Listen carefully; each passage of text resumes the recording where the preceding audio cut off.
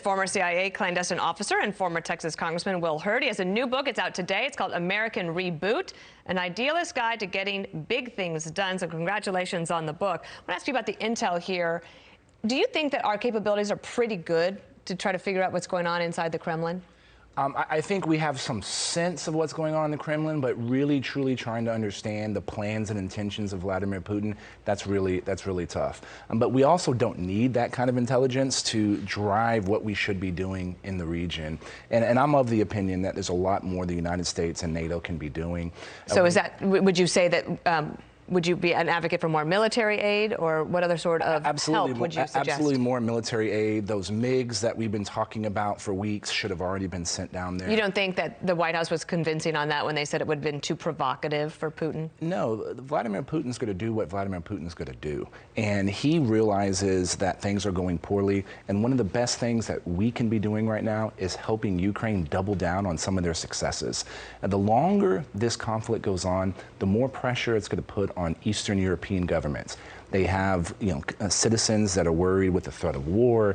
They have citizens that are impacted by sanctions. And then you have this growing humanitarian crisis. So the best thing we can do now is make sure we level down. And look, I've been connected with the national security space for over 21 years. And I learned a simple theory. And this is one of the theories I talk about in the book. We should make sure our friends love us and our enemies fear us. And the fact that President Zelensky is saying there's a lot more us and NATO can be doing is a sign that our friends aren't loving us right now. And what about this? We learned overnight that Abramovich, this is one of the oligarchs, he apparently gone to Kyiv. He was going to basically try to negotiate a peace deal, and he's poisoned.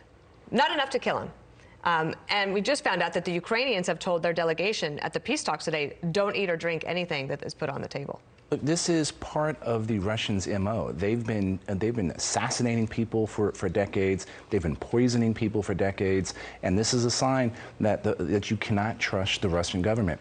Yes, we're hearing these reports that the Russians are pulling back from Kyiv in order to honor peace talks. No, they're getting their tails handed to them. That's why they're pulling back, and they're using it as an excuse. So now is the time for us to double down and make sure that we put the fear of the West in Vladimir Putin's mind. How much should we be concerned about the cyber attacks? This is a new form of warfare?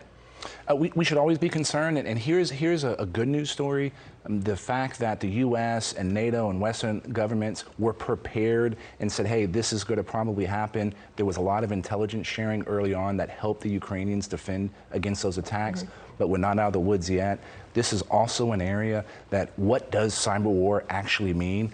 Most of the cyber attacks that we've seen over the last couple of years have been intelligence gathering. We know what that means, but what does cyber war really mean? That's another topic I drilled down. Yeah, we probably don't have time for that one, but hopefully we can stave that off.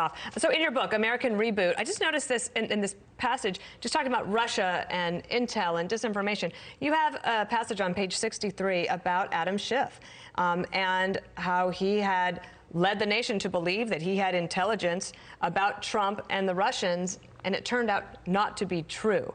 What did you write about in here? Look, I wrote about that because I was in the middle of these talks, and Adam Schiff was always talking about how he had more than circumstantial evidence, but none of that planned out. I was always concerned was people lying to me in the government about the information they knew, but ultimately that wasn't the case. And had roles been reversed, I would be irate if these things actually didn't come to pass. Right. Well, American Reboot, an idealist guide to getting big things done. Thank you. Thanks for being here in person. Always a pleasure. On the book. We appreciate it.